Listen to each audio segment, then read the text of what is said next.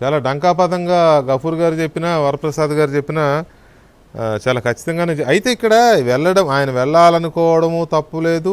ఒకవేళ బీజేపీ తీసుకుంటే కూడా ఏమో తప్పని నేనైతే అనుకోవట్లేదు. రాజకీయాల్లో ఏదైనా జరగవచ్చు. కాకపోతే మీరేమో అలాంటిదేం లేదు, మాకు ఆయన అవసరం లేదని మీరు మాట్లాడుతున్నారు. వెంకటకృష్ణ ఇంతకుముందు మాణిక్యన్న మాట్లాడుతూ మా ఆర్ఎస్ఎస్ చీఫ్ మోహన్ భగత్ గారిని ట్రైన్లో కలిసారంటున్నారు.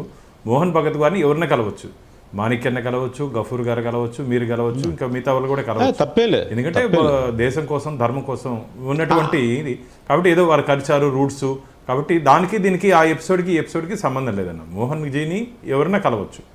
ఎందుకంటే వారు ప్రయాణంలో ఎంతోమంది కలుస్తుంటారు, ఎంతోమంది పెద్దవాళ్ళు కలుస్తుంటారు, ఎంతోమంది చిన్నవాళ్ళు కలుస్తుంటారు, అందరితో ఆప్యాయంగా మాట్లాడతారు. వారు వ్యక్తిగత వ్యక్తుల కోసం పనిచేసే సంస్థ ఆర్ఎస్ఎస్ కాదు.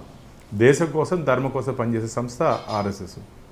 ఇక వారు చెప్తున్నారు వారికి వచ్చినటువంటి ఇన్పుట్స్ అని, అది వారి ఇష్టం. మాకున్నటువంటి ఇన్ఫర్మేషన్ ఖచ్చితంగా అలాంటి అవకాశం లేదు. కాబట్టి ఇవన్నీ ఒక రూమర్గా మేము భావిస్తున్నాం. ఎందుకంటే భారతీయ జనతా పార్టీ రాష్ట్ర అధ్యక్షులు మారినాక ఏదో జరుగుతుంది అంటున్నారు. మాది ఎవరు మారినా అంతే, మాదంతా ఒకే టీం వర్క్ ఉంటుంది. మాది కుటుంబ పార్టీ కాదు.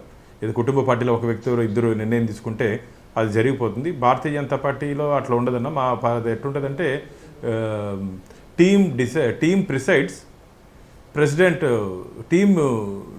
ప్రెసిడెంట్ ప్రిసైడ్స్ అని వస్తుంది. మేము అందరు కలిసి నిర్ణయం తీసుకుంటారు. ఏకపక్ష నిర్ణయాలు భారతీయ జనతా పార్టీలో ఉండవన్న. అందరూ కలిసి నిర్ణయం తీసుకునే పార్టీ భారతీయ జనతా పార్టీ. చాలా డిఫరెన్స్ ఉంటుంది మిగతా పార్టీకి.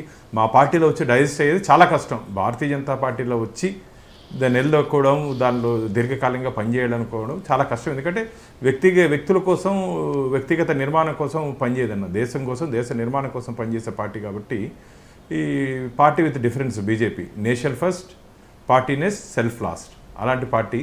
కాబట్టి ఎవరి అభిప్రాయాలు వారికి ఉంటే దీనికి అన్నిటికీ కాలమే పరిష్కారం, కాలమే సమాధానం కూడా. వెంకటకృష్ణ గారు నిప్పులేంది పొగరాదు అన్నట్టుగా ఇంత చర్చ ఎందుకు జరుగుతుంది? అది కూడా కొంత ఆలోచించాల్సిన అంశమే కదా. అంటే నా దృష్టిలో నిప్పు లేదు పొగ లేదని నేను అనుకుంటున్నాను. నిప్పు లేకుండానే పొగ వస్తుంది అనుకుంటున్నారా?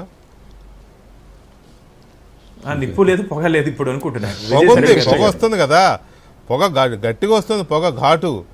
లేకపోతే నేను డిబేట్ నేనెందుకు పెడతాను? నేను ఏ పొగ లేకుండా నేను డిబేట్లు పెట్టే రకం కాదు కదా, గాలి డిబేట్లు పెట్టే వ్యవహారం కాదు కదా. ఏబిఎన్లో పొగ ఉంది, నిప్పు ఉందో లేదో మీరు చెప్పాలి. అది ఏ నిప్పో, ఎక్కడి నిప్పో, చింత నిప్పో, ఏ నిప్పో ఏంటి? వరప్రసాద్ గారు ఏంటి? నేను ఆయన కలవటం